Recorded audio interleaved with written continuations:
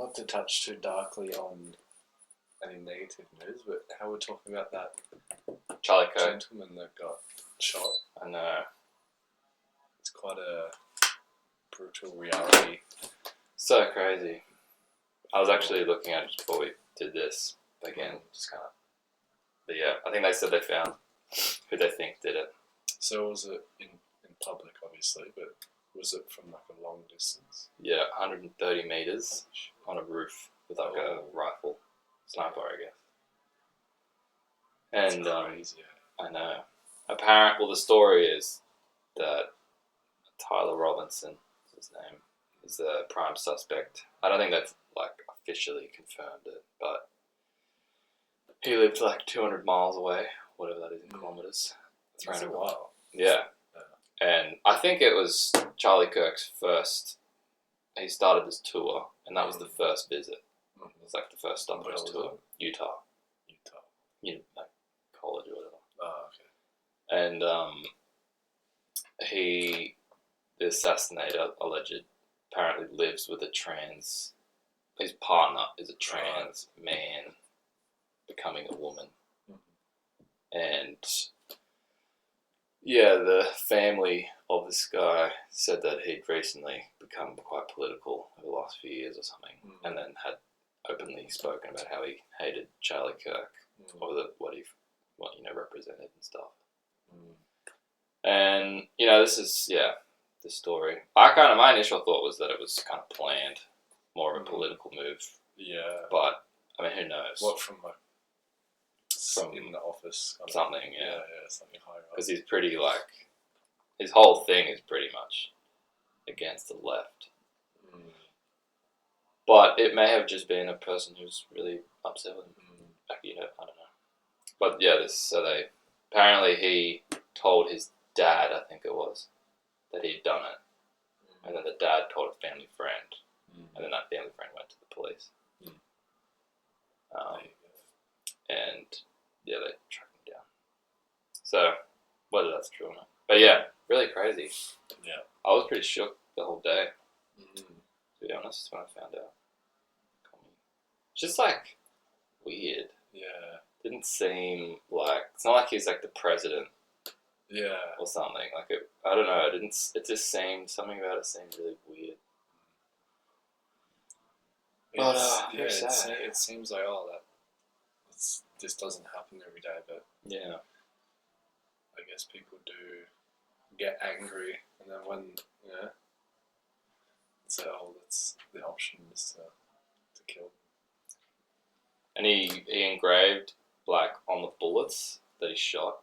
He had different engravings. Oh wow! Yeah, trying to be. It was jokey, right. Trying to be funny. But he's got kids and a wife, and yeah, it's pretty sad. But even when Donald Trump attempted assassination, that was pretty intense. Yeah, seems quite common. Yeah, not common, but it's not such an anomaly. Something like that happens. Yeah. And he just turned his head and survived. Trump, yeah. Just because he made a gesture. Yeah. Really crazy. Yeah. It's not good. Well, what happened? I think it was 1991 in Tasmania when there was a mass shooting. This guy just went to this. It was some type of lookout or a tourist site, and just shot up all these people. And then after that, all guns are banned. And it's quite a interesting subject. Yeah. Because it's what would the solution be? Yeah. To take all the guns, or to increase the guns? I think because it's clearly worked in Australia. Yeah. The police still have guns. Yeah. Because they need guns. And if you, if you want to get a gun, it's possible. Yeah, you can get guns. But you don't really. I mean, there's less people in Australia, and arguably per capita better the word? Life. What's the word? Like quality of life, arguably be better in Australia, on average.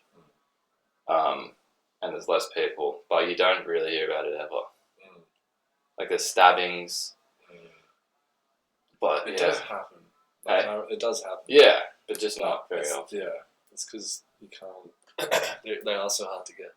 Yeah. Like I know my friends, like brother-in-law, have guns.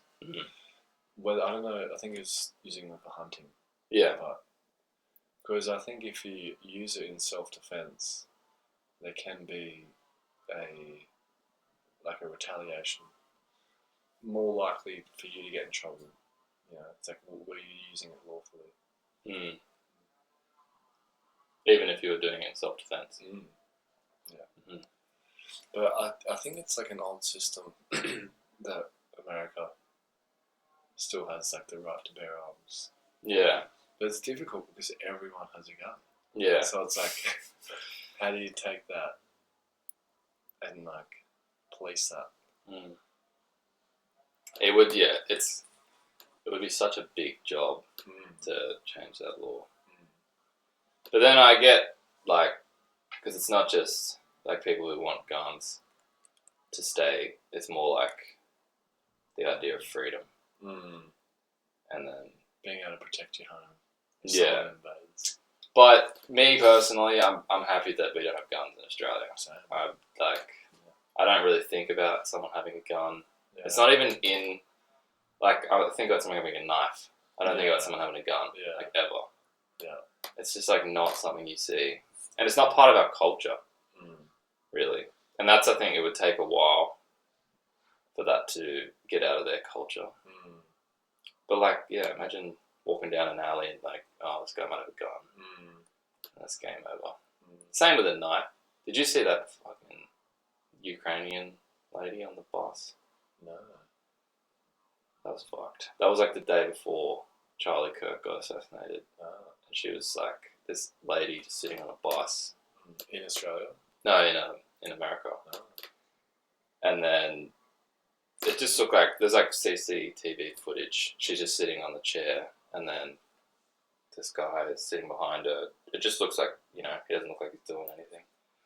And then just gets up and just like slits her throat. Yeah, right. It was fucked. I did see it, but kind of. I'm laughing, but it's just crazy. It's crazy. And then he just walked off the bus. No one did anything. Yeah. And he just walked off. Yeah. And apparently he had 14 felons or something. And then Charlie Kirk actually lots of people made a post, but yeah, he was talking about it. And then the next day gets shot. But, yeah, Donald Trump was saying he needs to get death penalty. And was there any motive behind it, or just? I don't think so. I think just a random act of violence. Yeah. I think he was just a crazy person. Yeah. It was really fucked, actually. It's not nice. No. Yeah. It's all fear. And lower. But it does happen. It does happen. But we do sort of does draw a lot of news, like attention. It does, yeah. It's like, oh, something bad happened. Yeah. For whatever reason. Because it's primal. Yeah. It acts on that, like fear, like it invokes an emotion. Yeah. Like if it bleeds, it leads. And you can see in the news that's just such a prominent approach. Yeah. To their choice of what gets played and reported. Yeah. Yeah, it's not really an approach of what's actually happening. It's more like what's going to get the most views. Yeah, literally. It's not really like proper journalism. Yeah, it's that's why I don't watch the news. Yeah. There's really no benefit. Yeah, and it's so controlled. Like, even the Charlie Kirk thing, like, it's just, if you look on for 2 pages on Google, it's all the same, like, news, like ABC News, CNBC, From him, CNN. Yeah, it's like it's all very controlled. and they've figured out, even YouTube, it's all the same. Like, it's all these news. It's no independent. Like, they've somehow figured out to audit YouTube and Google and Facebook and all those places. Where it used to be just like free media. Yeah. Now it's, But yeah, pretty sad, but hey, we're gonna die eventually. Yeah. All of us here, which is hope pretty. it's a nice death. Hey. Hopefully it's a nice death. Yeah. I mean, I'd rather get shot than, burnt alive. Yeah. By fire. That's true. Not that I get shot, but I'd rather it be quick. But yeah. It's pretty crazy that we do, it's just part of this life. We just die at some point. We're gone. Yeah. Yeah. So let's make it count while we can. Yeah. Not be led by fear. No. Try not to be. Do something worthwhile. But it is a good reminder that, you're going to leave your body eventually. Yeah. One day. Yeah. Who knows when. And it's unpredictable, so it puts a sense of urgency. Not to rush, but don't get too settled and too comfortable. It's more like sobriety, I feel like coming to, not living in ignorance or naivety around that fact. But like that's a real, like it should be kind of in the back of everyone's head. It's not to be, depressed by it, but almost inspired by it. It's like, what do we really have to lose? When there's a timer, like it's the clock's ticking down. Imagine if it was like that movie. Time. You're not gonna sit idle. Yeah. When you know that everything is, gradually on its way. Like, even though we are a soul, we are eternal, but this experience is limited. Yeah. It is. But yeah, it is like what that feeling of it being, the thought of death is very unnatural. Like thought, like no one wants to think about that. Yeah. The thought of not existing. Yeah. But it's almost like you have to. Because you get your priorities straight pretty quickly when you do. Yeah. I'll just say that. And like you said, ignorance can be provoked from not facing reality. Yeah. Like people, I don't know why it doesn't bother me the thought of talking about it. Yeah. Because it's reality. Yeah. I don't want to like meditate on it, but no. It's a part of life. It is. Yeah. So I've always been a bit curious about it, like the experience of it when it happens. Yeah. Because I've intuitively have always felt, not always, but since I started thinking about it, that it's going to be a good experience. Yeah. Like you saying that? Yeah, I don't know why, but I just feel like it'll be going into some other dimension. But a lot of people that have had near-death experiences report that they felt very good. Yeah. They were felt amazing. Yeah. But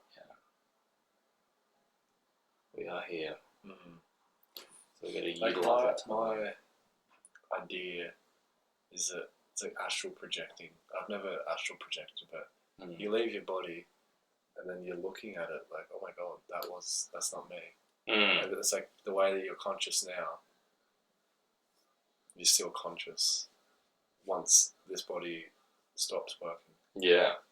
And then you're observing it like, oh, yeah, I'm actually more. I'm not that. Yeah. I've astral projected. I think I said that already. Only for 5 seconds. But yeah. And it's interesting, like, because I read the Bhagavad Gita and all that stuff, all the Vedas. talks about it quite in depth. You're a soul, and you have had many bodies before, Mm. and depending on your desire when you die, will depend on what body you obtain. Mm. Yeah, it's a very interesting idea. Well, thing. Yeah. But that makes sense. Like if it's like we're always living at something else's expense, pretty much. Like the sun, the earth, the plants, animals, and it's like the Christian idea is that animals don't have souls, and trees don't have souls, and the sun, I guess, doesn't have a soul. But then the Vedic one is that, and different cultures, that we have souls, and so do plants and trees and animals and the sun It's and like, everything. it's really cool because it's like if anything is to grow, there must be a soul in that. Yeah, in the Vedic in that matter. Yeah. Otherwise, it's just dead matter. Yeah. In order for it to form, there has to be some living force inside of it. Yeah. Makes sense to me. Like when the soul leaves, the body starts to deteriorate instantly. Mm. Yeah, and it's a really cool book called Subjective Evolution. Mm. And it essentially flips modern science on its head. Yeah. And that's why it is difficult for to understand, because the mass is being given something completely different. That life comes from matter, where matter comes actually from life. Yeah. It's it's really. I haven't read it in a while, but yeah, that's a crazy read. Subjective Evolution by Srila Maharaj, I believe. Yeah. Srila B.R. Sridhar Maharaj. Very amazing book. Yeah. And it it does. Well, when you break it all down, if you go back, if you look at it from a creation standpoint, I think that's like the starting point of a philosophy or a theory, and it's like, if it makes sense from that point, it's very like the modern scientific evolution and all these things that we can see around us empirically. But if you go back to that point of creation, it doesn't make any sense. Like it makes sense, different aspects of it that we can see, but the idea that everything sprung out of nothing, that isn't a complete theory. It's not complete, so it's not. It just doesn't. And if people are taking that as our beginning, and then running behind everything else that system's producing, it's a faulted system. Yeah, it's faulty. Whereas the idea that everything is eternal and coming from God, we may not be able to prove that so much, but we may be able to be shown that potentially. But it makes more sense. Like it's a wild thing, but like when you look at it, if everything's always existed, because it would have had to have, because it kind of just started, has to always have been there, then you're talking about this amazing system with intelligence and order and creativity and it's this crazy system, and it chaos doesn't come from chaos. Chaos comes from order. So like, where did all this order, like where is it all? Because order is part of a system, and a system serves a function. And so who's the head of that system? And that would be God. And that's what the Vedas, it stems from that perspective. That it starts with that, Yeah. and then everything is a ripple effect from that. Yeah. Whereas modern science is trying to explain the entirety from like our point Yeah. right now, Yeah. and it's like it's never going to be complete because you almost have to start with the creator. Yeah. And that's part of what the Vedas and different religions speak on, is that that's not like this whole idea of knowing everything. That's not one possible because everything's infinite, but it's also not our purpose. Like it's good to have knowledge, and some people are more interested in than others, but it's not a final absolute thing. It's not the best quality in someone, you might say. Like it's like we're all obsessed with it here because it's like power. Knowledge is power. Yeah. And intelligence is power here. But yeah, like love. Love is the When there's love, it's like the knowledge can kind of withdraw. Yeah. There's that high feeling. But then still. And it's God is omnipotent, omniscient, omnipresent. It's like we can't be omniscient. Because then that would kind of put us on the level of God. Yeah. If you could know what God knows. Yeah. Then that, in the sense, you're putting yourself as equal to God. Yeah, and there's different, even what people think is Vedic, coming from India, which it isn't. Well, I mean, it's coming from India, but it's not Vedic.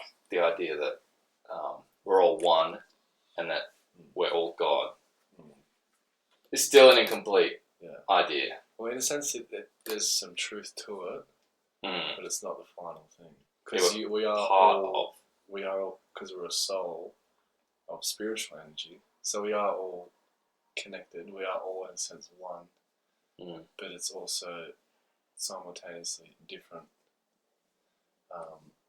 But it's explained as like qualitatively the same as God, but quantity is different. So it's like a drop of the ocean contains the same level of chemicals and whatnot, same makeup. Yeah. But you wouldn't say I've got the ocean in my palm. Yeah. Because you've got a drop of seawater. Yeah. So it's like you wouldn't mistake a ray of sunshine for the sun. So there is that need for discernment. Yeah. Because the soul is always inferior to God, and that's what people don't like to accept. Yeah. Because it's the ego. Yeah. And that's like, there's so many philosophies and ideas, but they're all producing, and they're serious things. Like a philosophy, an ideology, especially on a societal level, is a very serious thing. Like to run behind an idea, it seems like a small thing, but it's really like the biggest thing. If we all think we're animals, we've come from animals and we've evolved from animals, then we're like basically justifying animalistic behavior. Exactly. It's like, oh, we're animals, Yeah. But then there's a whole different idea that we're not animals. We're made in the image of God, and we're actually meant to be divine beings, and we can have control over animalistic tendencies, and they're not necessities. They're not controlled by the whims. Of the body. And we can see how that mentality has ended up or shaped the world as we know it right now. Yeah. It's the philosophy. Killing, I'll exploit your country, you exploit my country. Yeah. It's all lower. Yeah. And it kind of breeds a sense of evil because it's like there's no consequences. We don't talk so much in science. There's no real talk at all about consequences on a bigger level. So it's like just kill. And that stems from we're just animals. Yeah, survival of the fittest. Yeah. It's evil. It's an evil ideology. Yeah. It allows for evil. It doesn't Yeah. condemn it or control it. It just like sort of basically says it's a natural thing. Yeah. But it's not. Yeah. It's not like, and look at the world. Like, it's obviously not really working. It's obviously not a great system. Like, we're not living in peace, and then there's even clash between religions that promote an idea of love, but then the world's just so mixed, and there isn't really like a one system that we're following. And so there's all this clash. But there must be a universal, like, if you look at everything, not that we can, but creation, there must be, like, we all have morals, intuitive morals. There must be a kind of a blueprint for the whole of creation. If we look at it from that perspective of it being a creation from a creator, there must be a blueprint for how to do it properly. Like, there must be a way to do it better, and there must be ways to do it worse. And anything good generally comes from God. Like, even I'm not familiar with the Bill of Rights in America, but it's come from like the Bible of the Ten Commandments. Yeah. So it's like, and that's how it was originally. Like, the structure is around the God-centered ideal. Like, in God we trust. Yeah. Whereas everything has just strayed so far from that. Yeah. And it's become like man's mental concoction of it, and not the higher authority. Because that we can all agree to, when it's like a descending thing. It's like, well, this is what I think. That's what you think. Yeah. So we're going to argue. And no, I'm right. You're right. No. Yeah. Whereas, well, we can both agree that this is beyond us. Yeah. So there's like a level of submission and harmony from that. I do have to pee. Sorry. So take But yes, it is. It is very interesting. Mm-hmm. I should have peed before we started.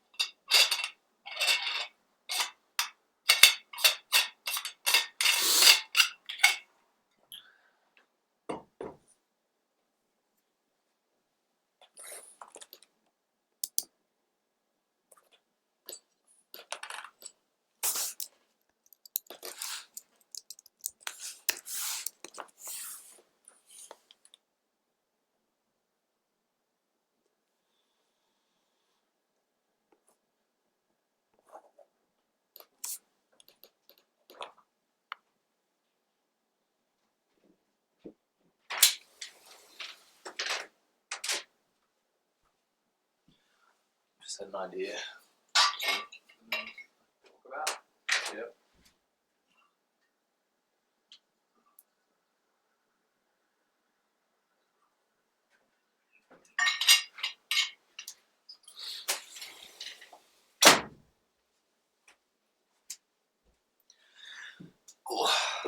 Apologies about that. And I'm back. Back. You were saying something. Did you want to continue that? Can't remember.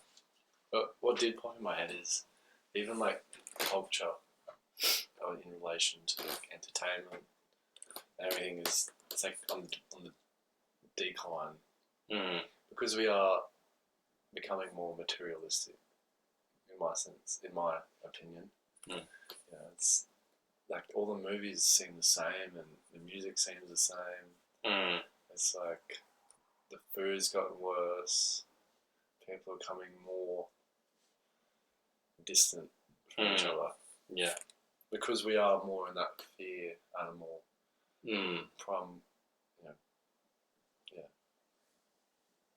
bodily conception. It's kind of, simple when you look at it from that standpoint. Like, the trajectory we're on and have been on for much since, like, well, it's hard to say because there were the Dark Ages and things. And then, well, that's kind of what's funny is there were the Dark Ages in the, whatever, 1400s or something. And then we had the Renaissance in the West. And then, you know, society kind of became strong again. More civil, more whole, Yeah, but it wasn't just a scientific renaissance. There was religion and things happening. But, yeah, the more we go down this idea of separation from, you know, religion, I don't think it's a good road to be walking. It's the same thing. It's like kind of justifying evil or justifying being selfish and having no morals. And one thing I did want to say, and that I think, you know, a lot of people that and I was one of them, but a lot of people have trauma around religion and religious people, and I think, and rightly so, like because it is like to do with faith. I think intelligence can point you in the direction of religion, but ultimately it's like a faith, kind of. But then also, like, there are results of it. You know, it's teaching to be good, to love thy neighbor. The Ten Commandments. This is Christianity. You know, do good and From the etc. Vedic perspective, you're a soul. Yeah, It's like, and there's karma. And, yeah, the Vedic gets very deep. yeah. But It's not for the faint-hearted. yeah, but there is this whole thing of sentiment within religion, and it's like what we were talking about earlier when there's what you were saying, when man sort of like, you know, kind of bows its head to God, or this idea of religion, something that's pre-existing and it's a set out system that's come from God. The people that are following it are believing it's come from God. It's the words of God. Then there is a sense of like pride, you could say, that comes with that. Like someone who's I'm bigger than you, or yeah, or like I'm more. Yeah. they're in that. I mean, there's good results obviously that come with it. People that are following it, but there's also like this kind of sense of sentiment that, you know, some people can pick up on if you're trying to look for it. Of, you know, you don't really know what you talk, like you don't really know God. Like a lot of Christians talk about that, but they don't know God. You know, they might know some inspiration they're feeling and that, but they don't know. To say you know God is a big statement. Like, if God is a person, do you know him? Like, It's almost like, oh, they're lying. huh? It's like, oh, I know God. Yeah. It's like you're lying. Yeah. There's like that stigma of like, oh, do you really though? Because like you can't see God, you can't hear God materially. Yeah. You can feel something within, but yeah, and even like he said, sentiment. People don't really like to venture into the unknown. Like I noticed this with family. Yeah. So I don't want to think about that. I don't know. Because it forces you out of your ignorance. Yeah. It's out of your foolish. comfort zone. It's foolish to be wise when ignorance is bliss. Because it But it's not. It's not. It's not.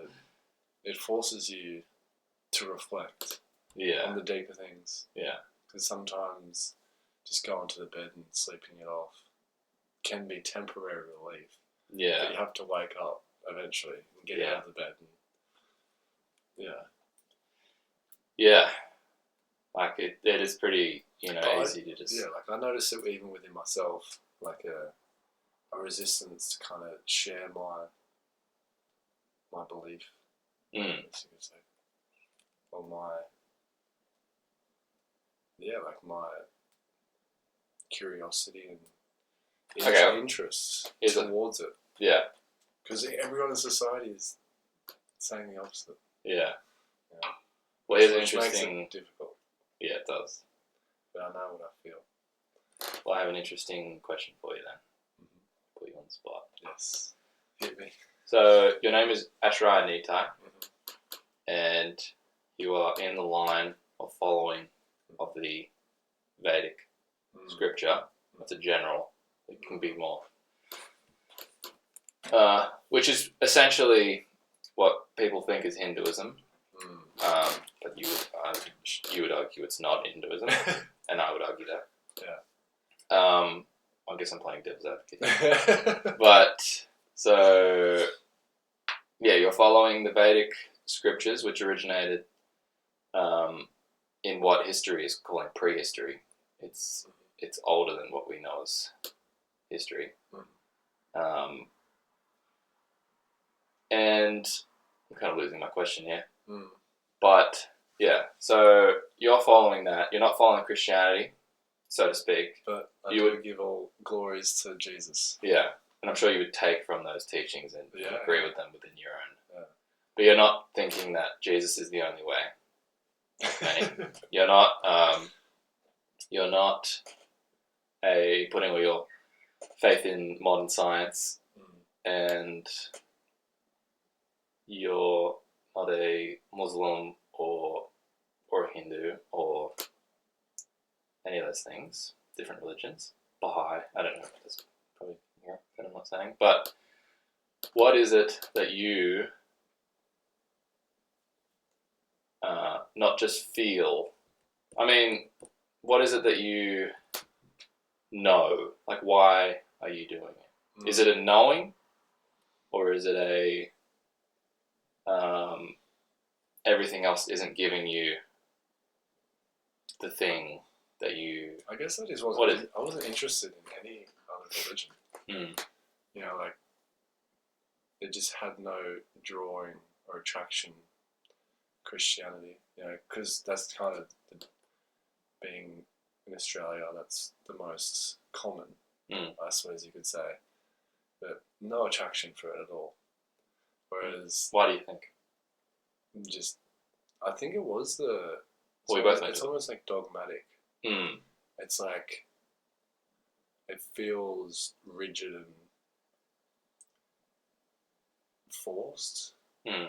It's not like a natural human thing, which is what this, you know, what the Vedas and this path of Bhakti Yoga, more specifically, is giving. It's like a matured approach to connecting to yourself and ultimately to God as a spiritual being, like in the human form. So it's like a very matured approach, and it doesn't go like, oh, us and them, and like, oh, because at the I end, think that's where the maturity. yeah, and at the end of the day, it's like that comes down to your bodily conception of like, oh, I identify more with Jesus or I identify more with Muhammad, depending on where you're born. But what they're giving is, you know, reminding you that you are a part and parcel of God. And it's, you know, like there's this book, The Bhagavat, by Sri Bhaktivinoda Thakur, and it kind of touches on that. It's like, yeah, it's a very matured approach to approaching divinity. Although there is a level of, you know, you need to sacrifice in a sense in order to progress, but it's very fluidic and natural. You can tell that it's unbiased and it's not concocted mentally. It's like it feels better. Yeah, so you would probably put it down to you just feel. It's more More of an attracted. attracting thing. Yeah.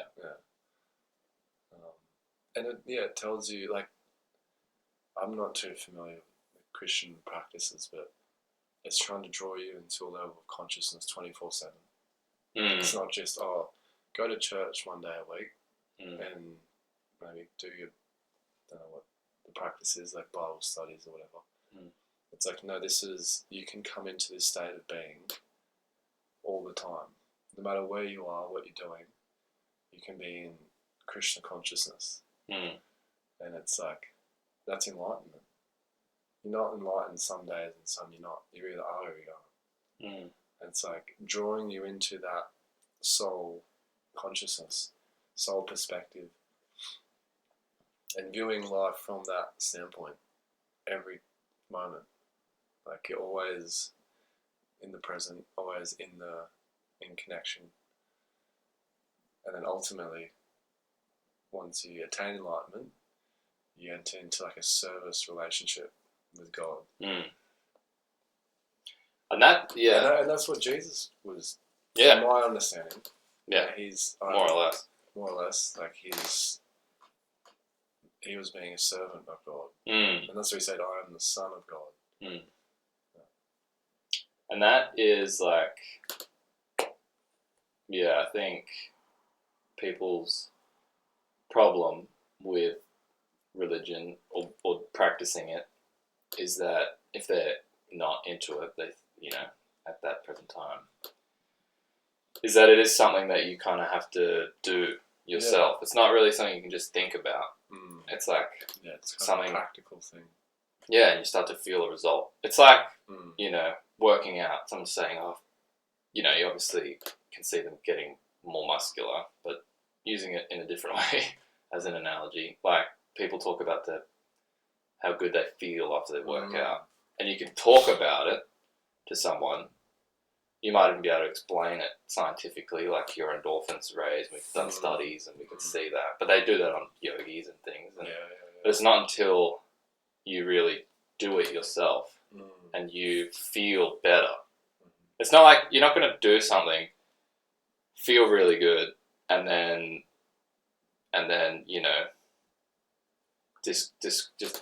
what is the word? Dismiss it. Yeah. You're going to be like, maybe there's something here. Because we're all chasing feeling. We want to feel good. It's ultimately like... Yeah, it's driving everything. Yeah, it's like at the end of everything, we're just trying to feel good. And it's like, there's all these different things around us, but we just want to feel good. Like that. And like, it's the experience of something that solidifies it as, this is real. Like if you're munching on a 2 Happies brownie, one bite at a time, you're gradually satisfied. I can't tell you, no, you're not enjoying that brownie. You're not becoming full. Yeah. It's like you're practically experiencing it. So it's like there's nothing that you can say that can tell me because I'm experiencing something. I am in that, and I don't need to understand it with my calculator or different scientific studies. It's the feeling. I feel it. Yeah. And that's what is hard to express to someone. Yeah. And that is something that you need to experience yourself. But like people that are just so into religion, they're obviously getting something from it. Especially when like it's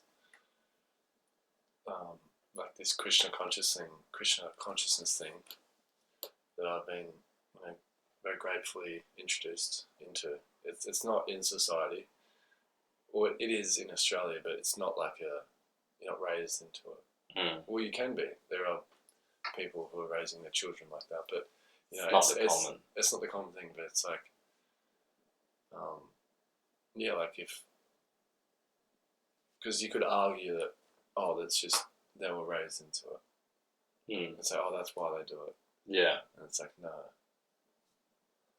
It's it's giving some fulfillment that can't be found by what society is offering in terms of the government structure of go to school and get a mortgage and which there's nothing wrong with that, like and it's not outside of that, but the higher motive should be to connect it all to God. Mm. You know? And it's not a path of renouncing anything, really. It's about connecting everything to that. That's a misconception of, I want to practice yoga, I gotta, give everything up and move to the hills. You can do that, but it's not necessary. It's everything has its purpose, and that's a matured vision. To hold that, like everything has its connected. A knife can hurt, but it can also be used as a tool. It's all about your intention of using it. Yeah. Yeah. So the material things aren't the enemy. It's just how you use it. Money isn't evil. It's just used in an evil way. So most of the time. Yeah. Yeah, and there is a lot of young people turning to. Apparently, that there's an increase in Gen Z. There's an increase in There's an increase in, or at least Christianity. But it does bring nothing against Christianity. Like I feel like I could learn a lot from it. If anything, I want to investigate it and like. Well, you went to a Catholic school. I did, but I wasn't. It wasn't really. I don't know. I don't feel like it was ever. It wasn't very strict Catholic. No, it was more like loose. Yeah, it was just like that was the thing. Yeah, yeah, it wasn't the focus. It wasn't the focus at all. Like it was. Like we'd say like a prayer in the morning. Yeah. And during assemblies. Yeah, it would always kind of start with that. And it was awesome. It's cool to have it. But, yeah, it was almost like first give honour. And then talk about mundane things. But yeah, it's cool. Like, I think, cool. and I feel like it brings a sense of community. It's like, it's very wholesome. It's very wholesome. Yeah. Because then it's like, I guess we could get together in sport, which is a big one in Australia, which is kind of a drawing card. Then there's different sports. There's different sports. But, that's like, it brings about a sense of community. Yeah. But, the season's on for half the year. Yeah. What do you got for the rest of the year? Yeah. Like, this is like a constant, very deep, constant thing that you can continue throughout life. And it's not like you're relating on how good at the sport you are.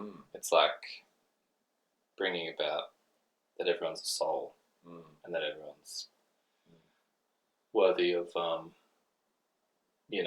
even if they, what's the saying? Hate the sin, not the sinner. Like even if someone does something wrong, you can seek to forgive. Because it is true, in my experience, that someone can do something bad, but they can reform. Like everyone's done bad things. Yeah, and they regret it, and no one's perfect. Yeah, and they try to, you can see that they're not that thing, and that's a common theme in religion. That's why they say mercy above justice. Yeah, and it's a good thing. Yeah, it's a pretty weak argument against religion, I think. A lot of it, I think, is trauma. But there has been bad things in the name of religion. Yeah. So it's with every right that people have some hesitation or some stigma, like in relation to it. Well, it's good to be discerning. Yeah. Because there's different religions. Yeah, and I think can have a religious front, but have some selfish negative agenda behind. Yeah.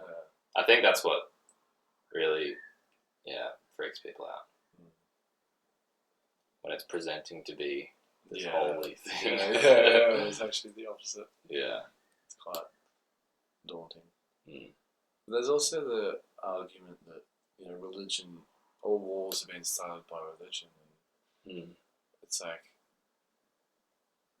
I guess in a sense, two opposing two religions have caused a conflict. Mm. That doesn't mean you throw the baby out with the bathwater and Yeah. all religion's bad. It's like God's good, man's bad. Man makes the wrong choice. Yeah. God's perfect. Yeah. Yeah. In this idea of God. And then in the theory of the different yugas, Kali Yuga, Dwapara Yuga, Treta Yuga, Satya Yuga, in the Vedic understanding. We are presently in Kali Yuga. We have been for 5,000 years, roughly. And it is the age of quarrel and hypocrisy, and it's considered the dark age. Spiritual winter. Yeah, so we come into some type of ignorance. But in previous yugas, we were, as a species, we were conscious of the universal religion of God, Universal allegedly. law. Yeah, more or less. There wasn't so much confusion around on what it is. But you really need someone like Jesus or Krishna or these different gurus who you really believe are in touch with that divinity to show you what it is and to make you believe in it and to start pursuing it. And it has to be, something that they are experiencing and they want to share. And it's not just like, it seems to always be the case. It's always coming down. It's not like to a revelation. Yeah. But then there's the theory that we made it up, man made God. But that goes back to the same thing of everything came out of nothing. Chaos came out of, order came out of chaos. Doesn't make any sense. Everything came out of nothing. Yeah, it's incomplete. And everything has a governance. Without governance, everything falls apart. So if we're looking at the whole of creation, to say there's no governance, like what you said with the drop of water, the qualities of the drop of the ocean are in the drop and in the ocean. Yeah. So why wouldn't there be governance in creation if there's governance in everything we can see? Like, there's governance in society, there's governance in that computer. There's a whole system. Nothing happens by coincidence. Yeah. Everything is on purpose. Yeah. Which is nice. Like for me, it's like kind of coming out of that we're being lied to. Or not necessarily lied to, but we're following the wrong idea. Like we're going in the wrong direction. Yeah. And it can be very daunting to kind of, because I don't necessarily can give a perfect explanation of why. But I am believing in the Veda, and that's saying that, civilization is misdirected. And you're getting a result from your followings, and I'm sure you would say that if something else came that had a different name, but it was producing an even higher result, that you would then follow that. Like if there's a higher truth, then I'll listen to that. Yeah. I'll subscribe to that. Yeah. And I'm of the same opinion. Yeah. That there hasn't been anything within, I had every opportunity to become a Christian, and I didn't, in a sense. But it's not a secular thing that we're following. It's a, there's one God, and there's it's like the same mountain, lots of different angles of perception of where that, the take on the mountain. It's all very glorious. I would encourage anyone, as long as you're connecting with something. Yeah. Go for that. Yeah, it's producing good results. You'll produce some fulfillment. Yeah. No doubt. Yeah, it gives purpose. Yeah, purpose. Something beyond yourself to work towards. Yeah. It's not just, or the next car, bigger house, It's all mine. all me, Miami mine. Yeah. George Harrison. Yeah. I think we might wrap it up. Yeah. Oh yeah. Oh wow. Yeah. That went quick. Well, That was good. thanks, sir. Thank you.